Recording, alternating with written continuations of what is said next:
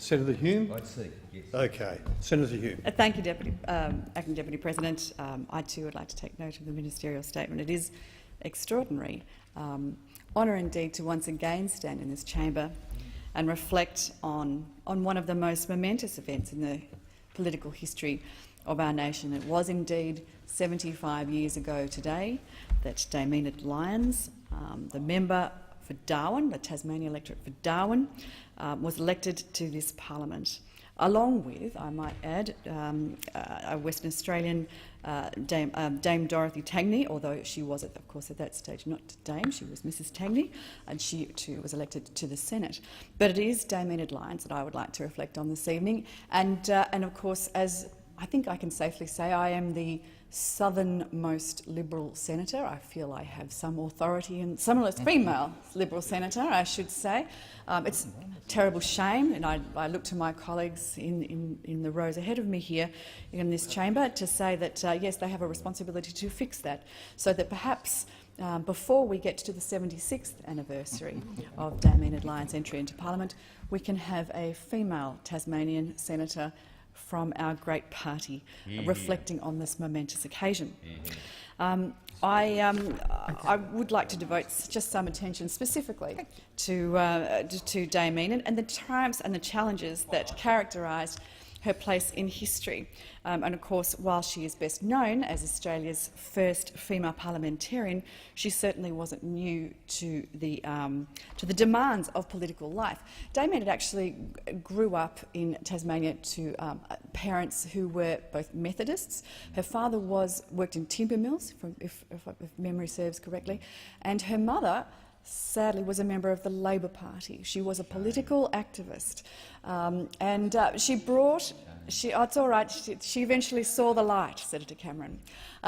She was brought up in a very politically active household where political discourse was encouraged around the table, and her mother also believed in the value of female education. Now, you can imagine at the turn of the last century, this was quite an unusual feature. She went to a teachers' college in Tasmania to pursue her education. That really was the only option.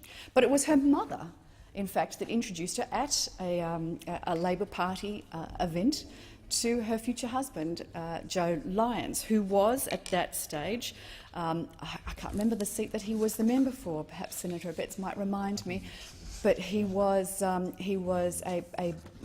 think the treasurer of the Tasmanian Parliament at that stage. She married Joe Lyons when she was only 17 and he was 35.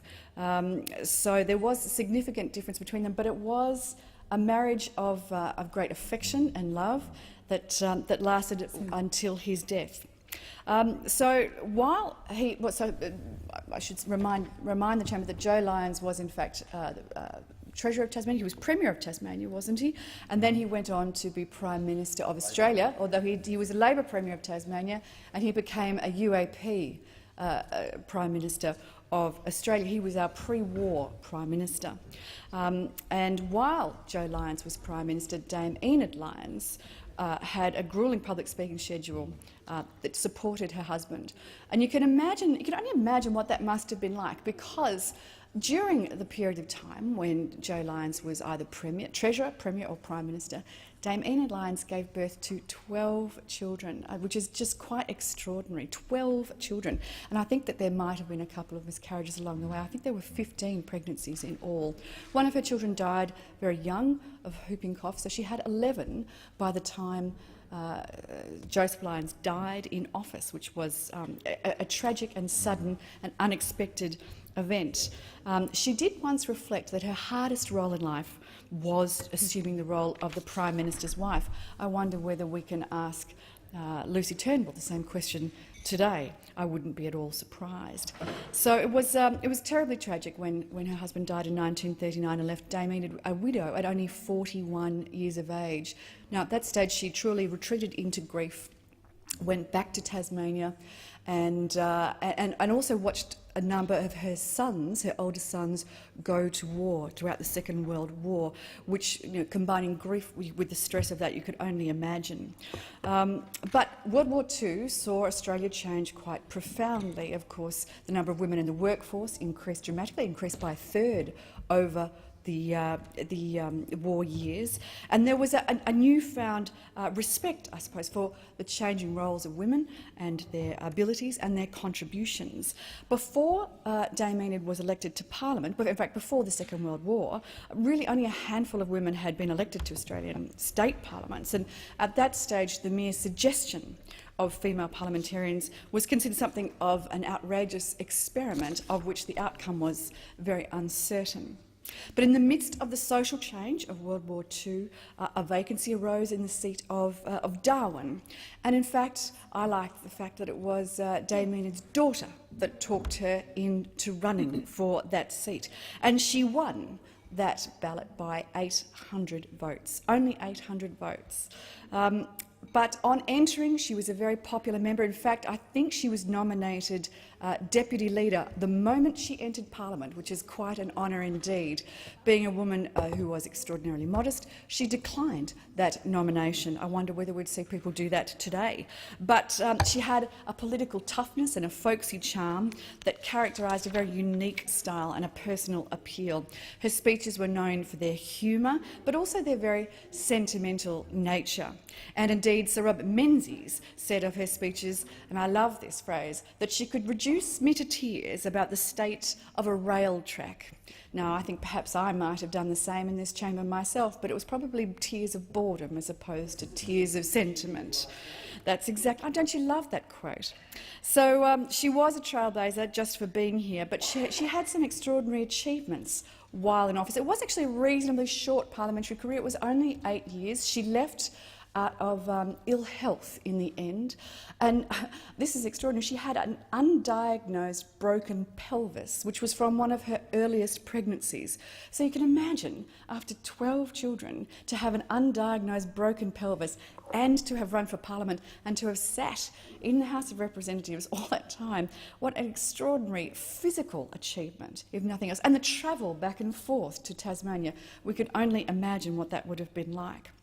But while she was here, she made some very significant contributions to issues that were important not just to women but also to the nation, but specifically with regard to women and children. She had a very unique perspective on women's issues, so it's things like maternal health care, the widow's pension, unemployment, elimination of unemployment, of employment discrimination, and particularly the extension of child endowment to first children. She also fought to see legislation passed which secured citizenship rights for women after marriage to foreigners, which was unusual at that stage for women to maintain their cultural identity after marriage.